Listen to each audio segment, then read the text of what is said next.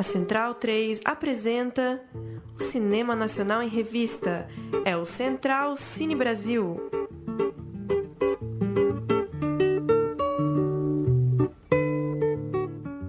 Salve, salve! Muito bem-vinda, muito bem-vindo ao Central Cine Brasil, edição de número 201, para tratar do nosso cinema brasileiro contemporâneo, já em ritmo de Mostra Internacional de Cinema de São Paulo, a mostra neste ano online, a partir dessa quinta-feira, 22 de outubro, vai até 4 de novembro, claro, sem a tradicional andança de cinéfilos interessados pelas ruas de São Paulo, mas ainda assim com uma seleção muito interessante para que a gente consiga acompanhar de casa. A gente vai tratar de um dos filmes mais esperados dessa mostra. A gente vai falar de Casa de Antiguidades, único filme latino a ser selecionado por Cannes nesse ano de 2020.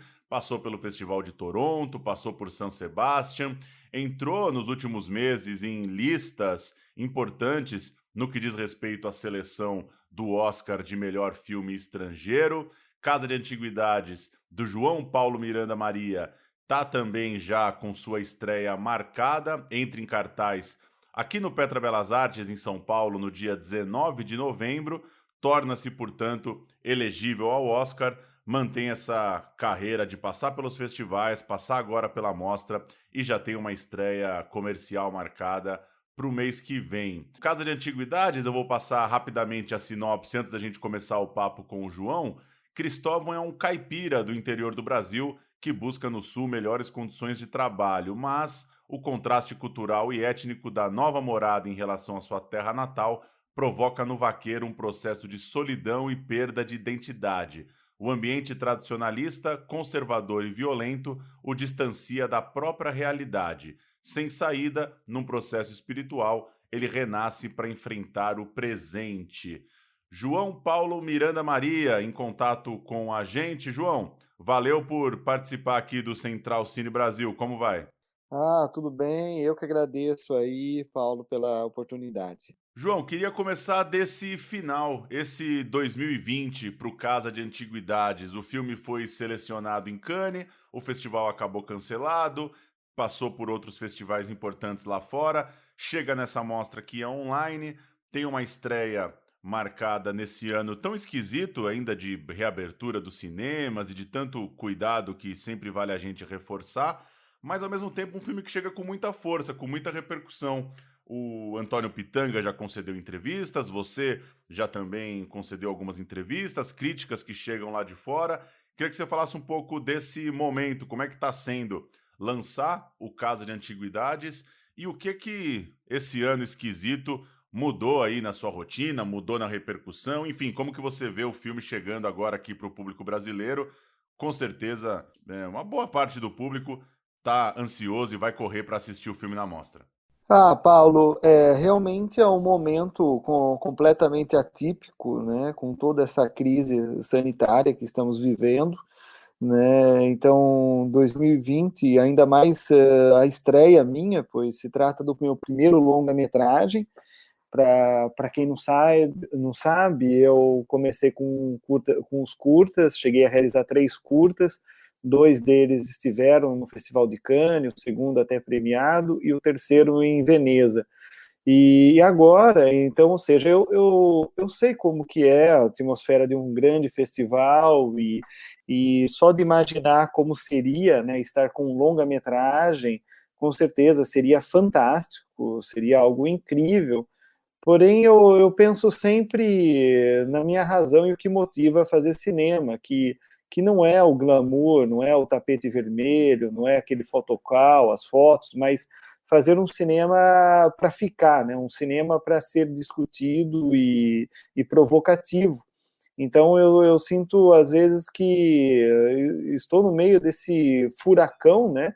Desse momento de grande desafio, não apenas a mim, mas toda a sociedade está tendo esse desafio de repensar seus valores e repensar o dia de amanhã e, por que não, principalmente a arte, o cinema, no caso até o cinema brasileiro, como repensar diante de tudo que está vivenciando, né, tanto pela própria questão do Covid, mas por toda uma questão também social, política, econômica, de como enfrentar todos esses desafios e como fazer parte de uma nova geração, né, como é o primeiro longa-metragem que realizo, então o filme, né, teria essa grande estreia na competição oficial do Festival de Cannes.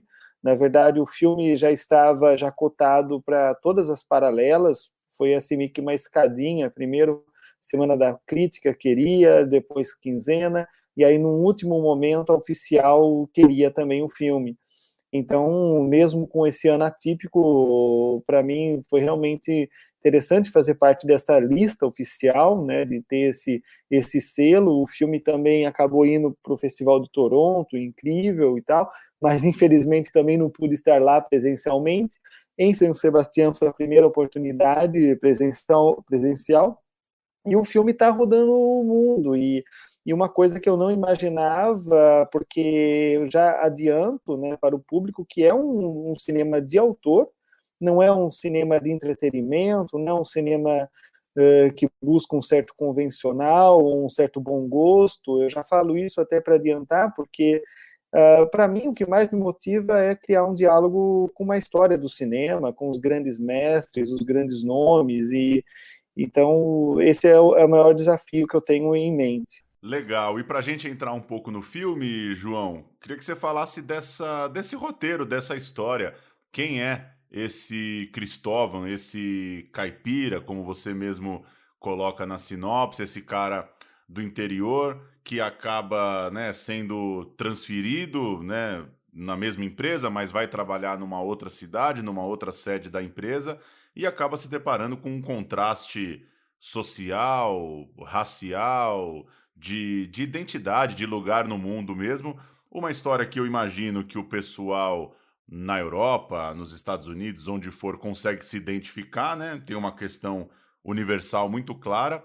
Mas a gente aqui no Brasil sabe muito bem, né? Esse contraste do cara do campo, negro, mais velho, que tá ali na labuta, com uma turma mais reacionária, mais conservadora e enfim, para não dizer racista, preconceituosa e até criminosa em alguma medida.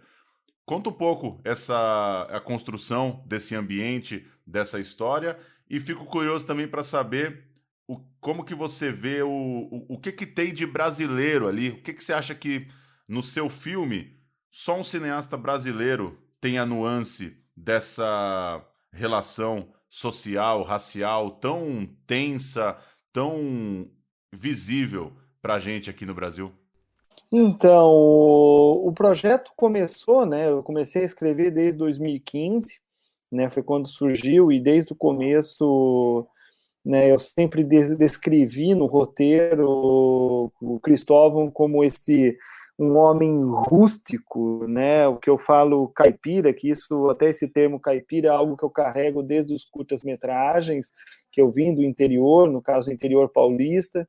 E para mim, essa figura do caipira, que muitas vezes é notada de uma maneira pejorativa, para mim são esses homens, essas pessoas rústicas, que são quase como pedras brutas e que muito mais escondem do que demonstram seus reais sentimentos internos, e que esconde assim pelas fortes marcas do tempo, de uma grande história, de uma grande vivência, né, assim, lascadas pelo tempo, com marcas, cicatrizes, e que falam muito mais sobre ele, sobre esse interior que é escondido e que não é demonstrado de uma maneira óbvia. Então, sempre veio em mente um personagem forte que carregasse a história de um povo, de uma cultura, e tanto que às vezes acaba sendo um pouco meio curioso, porque eu nunca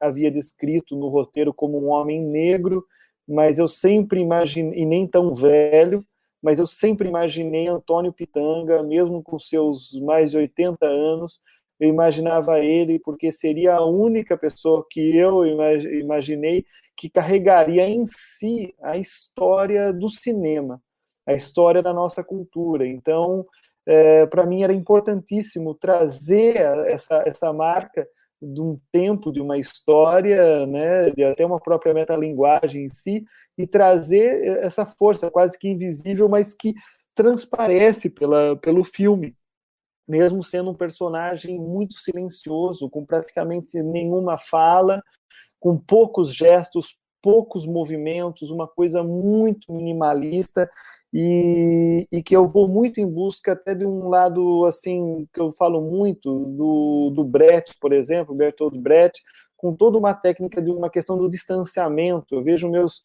atores, personagens, muito mais como intelectuais que pensam e refletem, se autoquestionam o tempo todo com grandes conflitos, e que a gente não sabe exatamente qual será o próximo gesto, a próxima ação, ou o que exatamente eles estão pensando. A gente vai sentindo aquilo, né?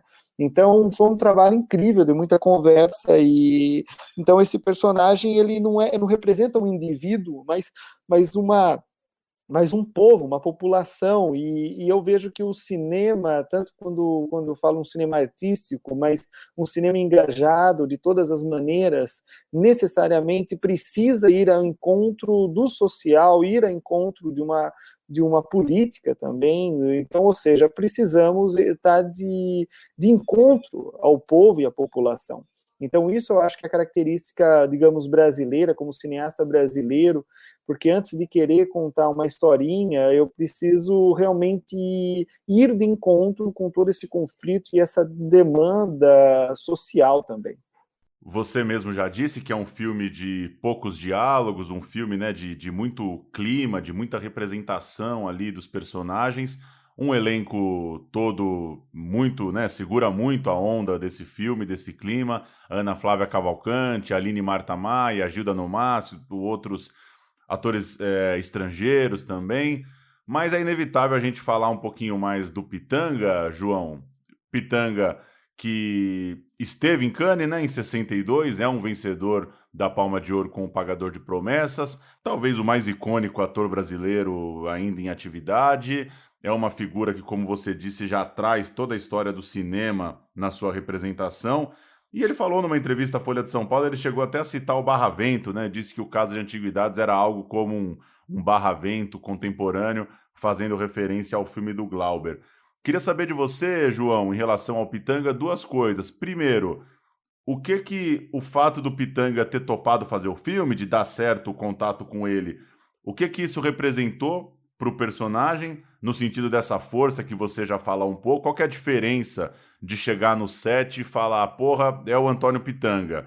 Bota a câmera aí que a coisa com ele funciona diferente. Qual foi o peso disso para você? E um segundo ponto, mas em termos de contexto e repercussão, o que o Pitanga você acha que traz para o filme do ponto de vista dessa subjetividade mesmo, né? Do público criar uma empatia, do público mergulhar no filme por conta de ser uma figura tão forte, tão conhecida.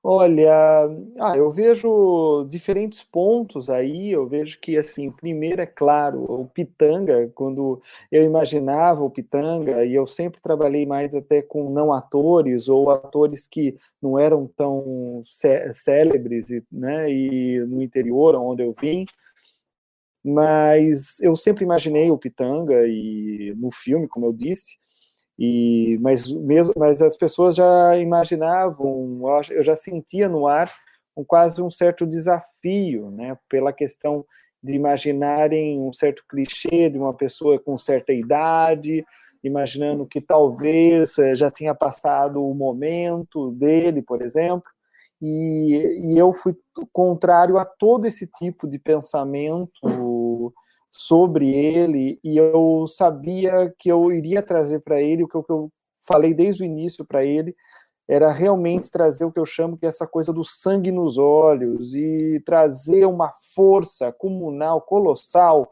e sem gestos, sem grandes movimentos, trazer uma presença muito forte, e que muitas vezes eu tenho assim certeza que as pessoas irão se surpreender porque não imaginam a força desse olhar e da presença dele em cena.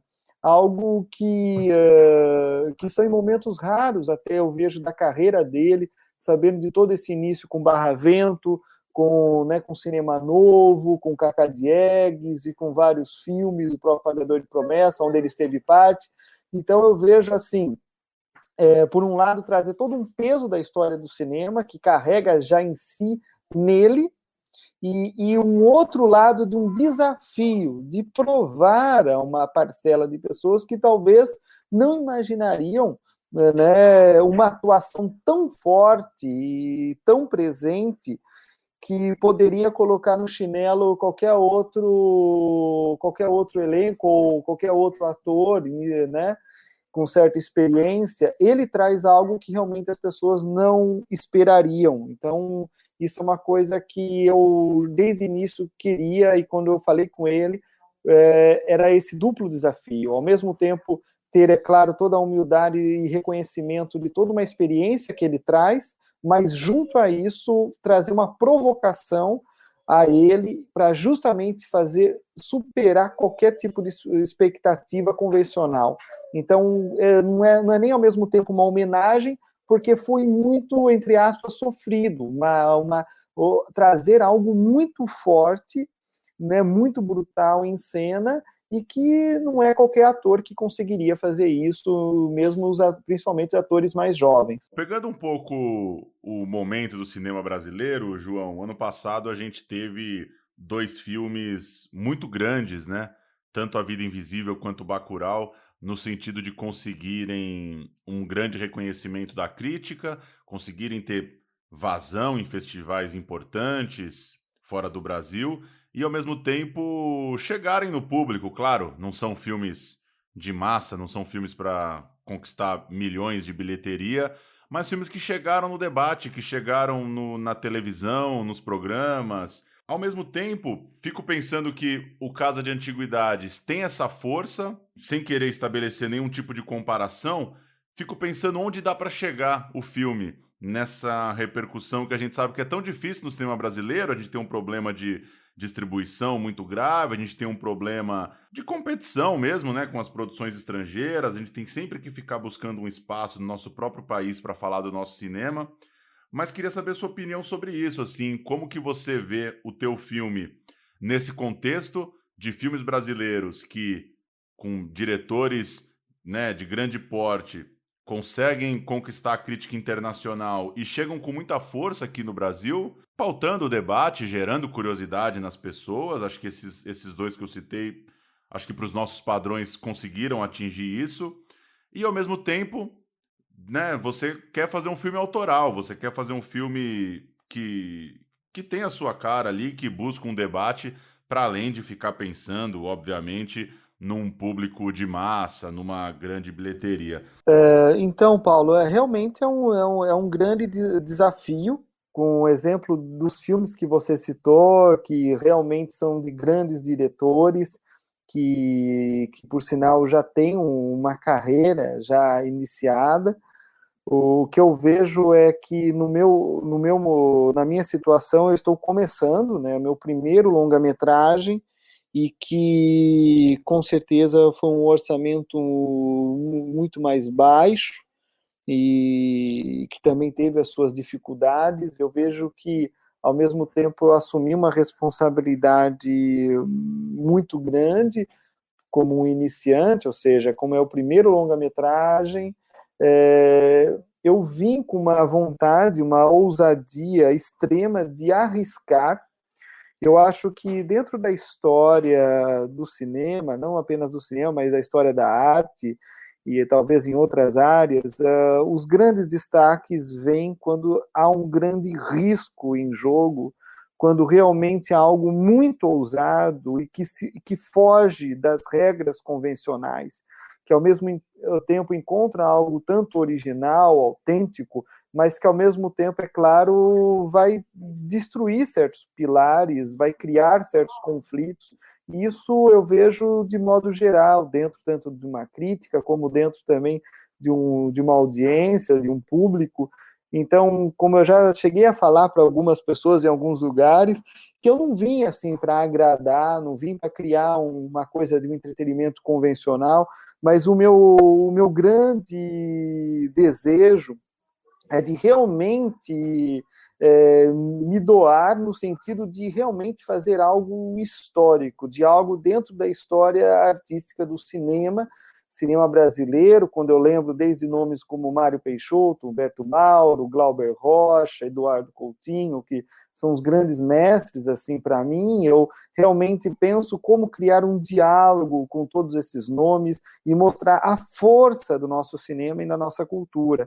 Então, é um desafio muito grande, porque ao mesmo tempo tem esse lado do entretenimento, que eu confesso mesmo que para mim foi uma grande surpresa o filme estar naquela lista internacional da Variety, né, que eu nem imaginava, que de repente vários críticos imaginam que o filme, né, estaria entre os 5 nomeados para o Oscar Internacional, algo que eu confesso que foi uma grande surpresa, porque às vezes a gente imagina que Hollywood procura ou deseja um certo cinema de entretenimento, e para mim foi uma grande surpresa. Parece que desde o meu começo, desde o meu primeiro curta, que eu já tinha sido procurado por agências e pessoas ligadas a Hollywood e até estúdios, eu via que quanto mais eu ousava, quanto mais eu arriscava longe do entretenimento, mais justamente a indústria do entretenimento se interessava em trazer esse olhar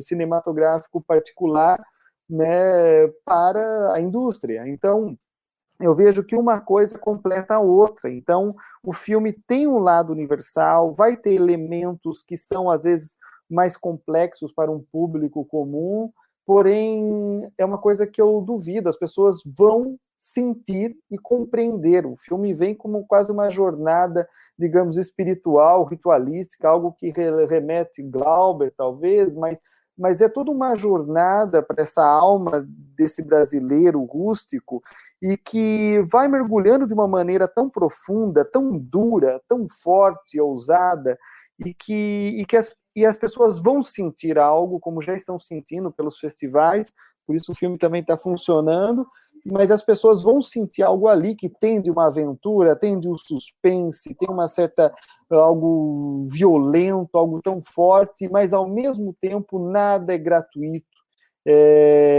Realmente tem vários elementos ali dentro da mise-en-scène, de uma maneira muito mais complexa, várias camadas, e que espero que haja oportunidades para falar mais sobre elas junto à crítica, e eu vejo que eu apenas estou começando, então vamos ver o que vai acontecer. Você disse que o filme foi. Você começou a pensar nesse roteiro, começou a trabalhar nele em 2015.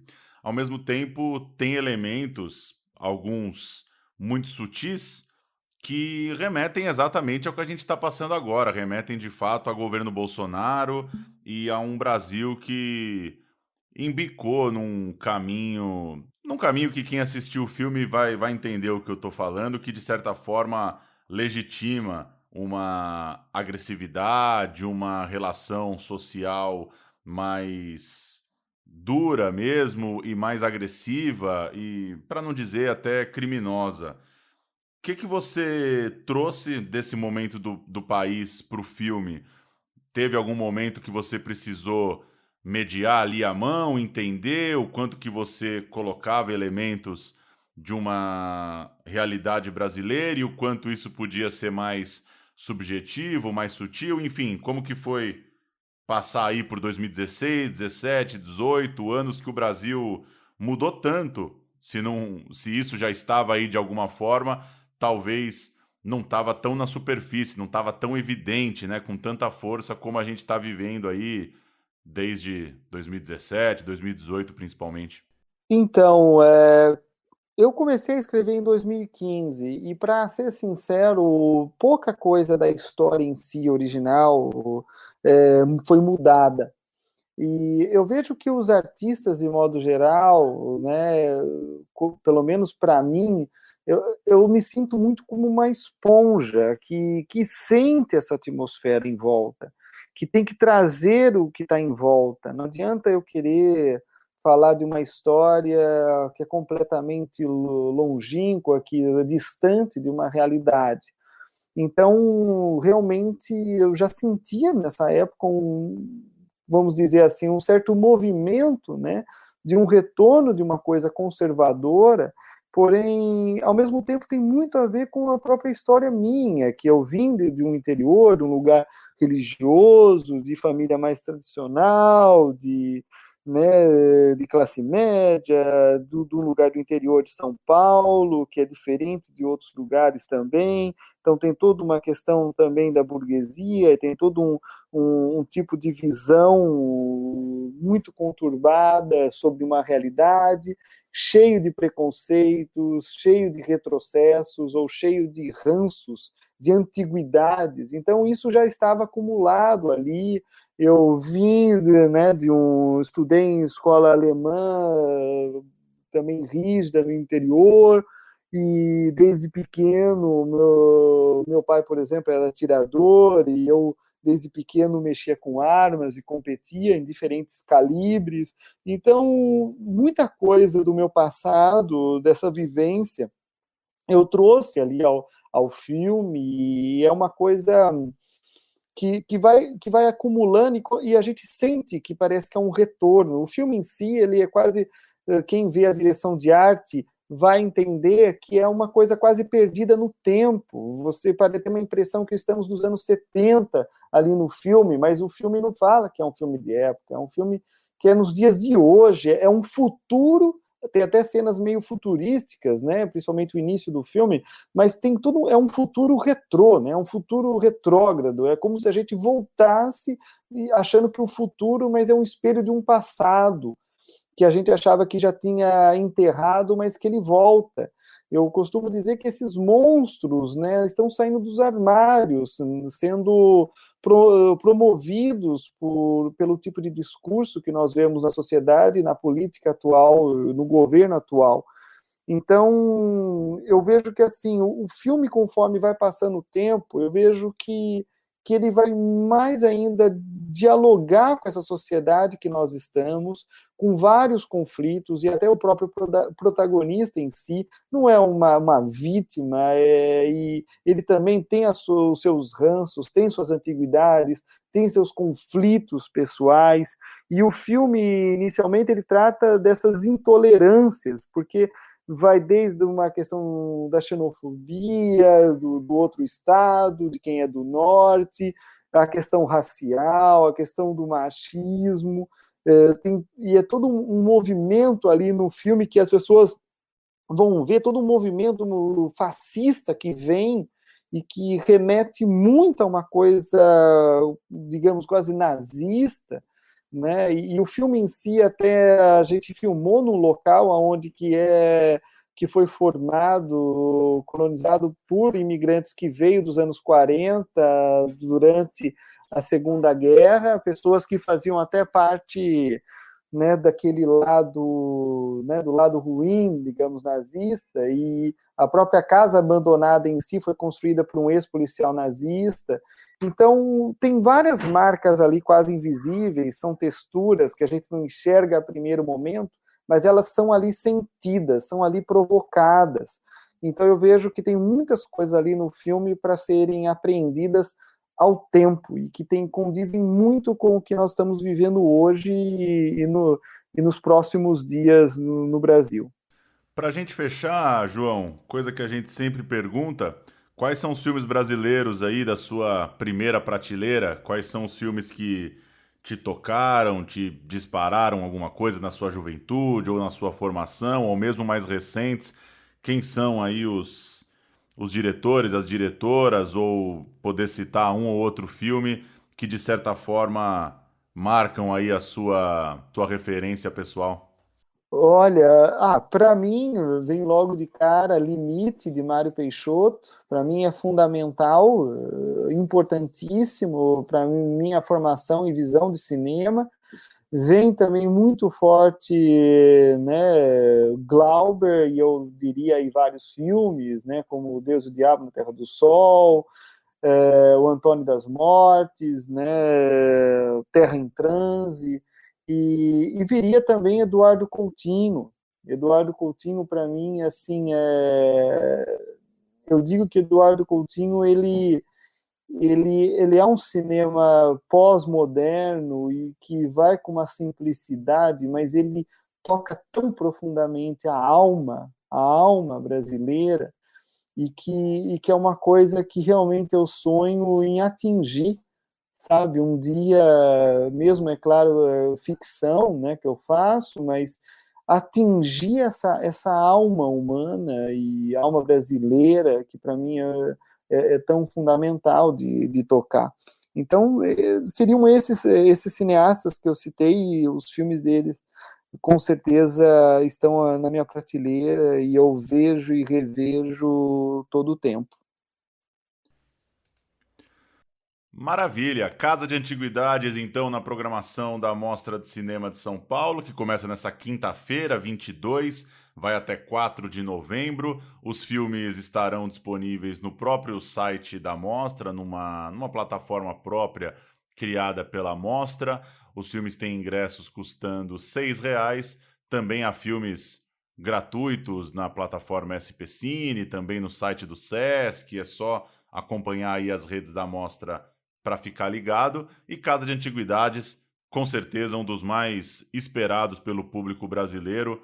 Tenho certeza que nos próximos dias muita gente vai ter assistido o filme do João. E só para dar um último pitaco, que às vezes ajuda o ouvinte também a se situar, eu achei que tem um paralelo muito grande com o filme A Febre, da Maya Darin, no sentido desse acompanhar um personagem em conflito, de certa forma, com o seu lugar, né? A Febre é um filme que também passou por vários festivais lá fora, acompanha um índio em Manaus que vive na cidade grande, né? Ele tem um trabalho bem urbano, um trabalho de segurança ali no porto, e a filha dele tá para sair para a Universidade de Brasília. Ele tá nesse dilema que é meio familiar, meio também do trabalho e meio tentando entender o lugar ali o seu lugar ali naquela cidade, né, num ambiente que é tão diferente do ambiente que sua família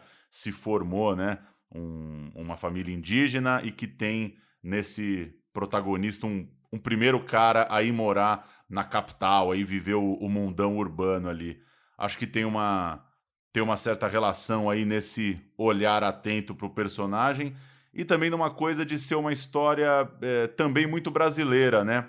Como a gente disse, por mais que os conflitos são universais, tem algumas questões regionais e um pouco dessa relação campo-cidade, sul e norte no Brasil, que fazem com que esses filmes sejam muito próprios da nossa cultura e da nossa sociedade.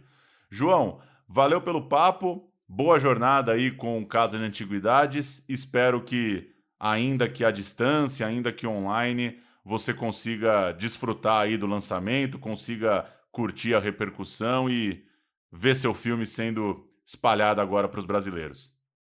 Eu que agradeço, Paulo, a oportunidade, um grande prazer aí. Valeu, João, um abraço. Abraço. Cristóvão, você já está há bastante tempo trabalhando com a gente, né? Você já conhece bem a empresa. Estes gut zu wissen, dass Sie Teil der Familie Kainz sind. Eu não entendo o que ele diz. Guten Abend, Sie, ehrliche Arbeiter, die dieses Land auf Ihren Schultern tragen. Wir können nicht weiter diejenigen sein, die die Leute aus dem Norden mit versuchen. Schluss mit diesen Taugenichtsen und Korrupten. Hier gibt es sowas nicht. Wir sind die treibende Kraft dieses Landes. Mais do que recomendado, Casa de Antiguidades, como deu para perceber no papo com o João, a força do Antônio Pitanga já vale o filme, é impressionante mesmo e é muito emocionante, né? Ver um cara com mais de 80 anos, um cara com uma história tão longa, né? Um cara que, quando a gente fala que teve em Cannes em 62, parece uma coisa um pouco figurada, né? Um pouco uma força de expressão, mas é muito tempo, né? São 60 anos aí daquela primeira ida ao festival e que representou muito para o cinema brasileiro, né? Com O Pagador de Promessas e toda a carreira do Antônio Pitanga, não se resume só a isso, claro, mas muito feliz com a escolha do João mesmo e com o êxito dessa força do Pitanga. Como o próprio João disse no papo, é um filme de poucos diálogos, é um filme que puxa para um cinema mais autoral, um cinema mais de arte, de grandes cenas, de grandes planos, e o Pitanga, obviamente, consegue segurar muito bem a figura desse senhor que está sofrendo muito com a situação que ele se encontra, que também tem os seus preconceitos, como o próprio João citou, é um cara que tem uma relação muito conflituosa e muito preconceituosa, machista com uma mulher, com uma figura feminina dentro da trama, e que nessa complexidade consegue dar força para um personagem que é tão central na história. Acho que o público do Central Cine e quem curte o cinema brasileiro de forma geral vai gostar da discussão que Casa de Antiguidades levanta e da forma com que Casa de Antiguidades toca esse conflito que é um pouco regional, é racial, é social, é também em relação à própria idade, né? Uma figura ali de mais de 80 anos tendo problemas com a molecada da vizinhança, que é uma coisa que acontece demais também, de uma certa solidão, de uma certa procura também por uma sexualidade, por um corpo que já caminha para uma idade, para um idoso de fato.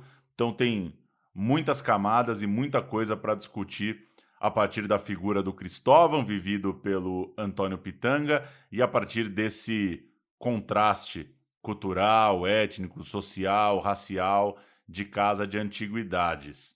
Vou aproveitar para dar uma passada nos filmes brasileiros da mostra, lembrando que a gente tem outros programas aí na agulha. Se você está ouvindo aqui o programa sobre Casa de Antiguidades, dá uma olhada no feed que já pode ter pingado o outro.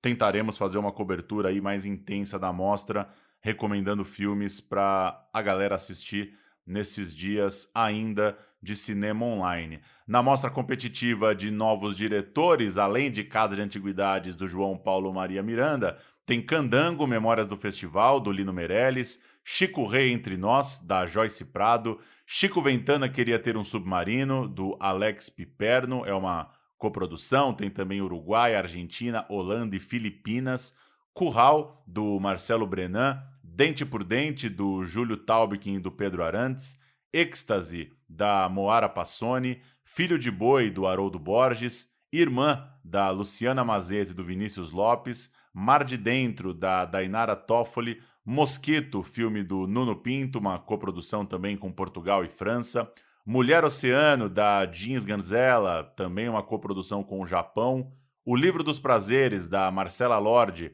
coprodução Brasil-Argentina, O Pergaminho Vermelho, do Nelson Botter Jr., Samba de Santo, Resistência Afro-Baiana, do Betão Aguiar, Tentear, Arquitetura do Sensível, da Paloma Rocha, Valentina, do Cássio Pereira dos Santos, Checkmate, da Bruna Platino. Além disso, outros filmes que estão na Mostra Brasil, E Agora o Quê, do Jean-Claude Bernardet e do Rubens Rewald, Ana, Sem Título, da Lúcia Murat, As Órbitas da Água, do Frederico Machado, Cidade Pássaro, do Matias Mariani, Cracolândia, do Edu Felistock, Entre Nós um Segredo, da Beatriz Sainer e de Tomani Coiatê, Glauber, claro, do César Meneghetti, La Planta, do Beto Bran, Ladrões de Cinema, do Fernando Cone Campos, Lamaçal, do Franco Verdoia, Luz Acesa, do Guilherme Coelho, Mágico e o Delegado, do Fernando Cone Campos, Nas Asas da Pan, do Silvio Tendler, Nhegatu, do José Barahona, O Lodo, do Elvésio Raton,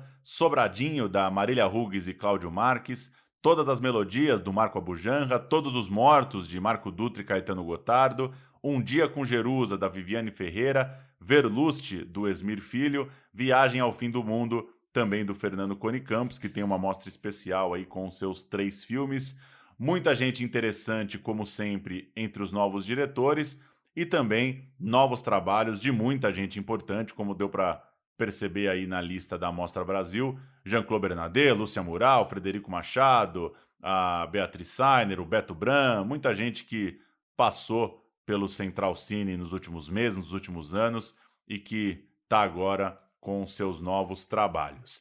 É isso, Mostra Internacional de Cinema de São Paulo, começando então nessa quinta, 22, filmes pagos custando R$ 6,00 na plataforma criada pela própria Mostra, é só entrar aí no site da Mostra para dar uma olhada, 44.mostra.org, o site da 44ª edição do principal evento de cinema aqui da cidade de São Paulo, e a gente volta a qualquer momento recomendando mais um filme brasileiro em cartaz na Mostra. Já temos algumas entrevistas marcadas e vamos pingando filme a filme à medida que elas forem sendo realizadas. Central Cine Brasil, siga aí no seu tocador de podcasts, acompanhe semanalmente e nesses dias de mostra, muito provavelmente com mais do que um programa semanal, a gente vai tentando cobrir na medida do possível os principais filmes brasileiros em exibição. Valeu, até a próxima, tchau! Você não é daqui não, né? Seja bem-vindo.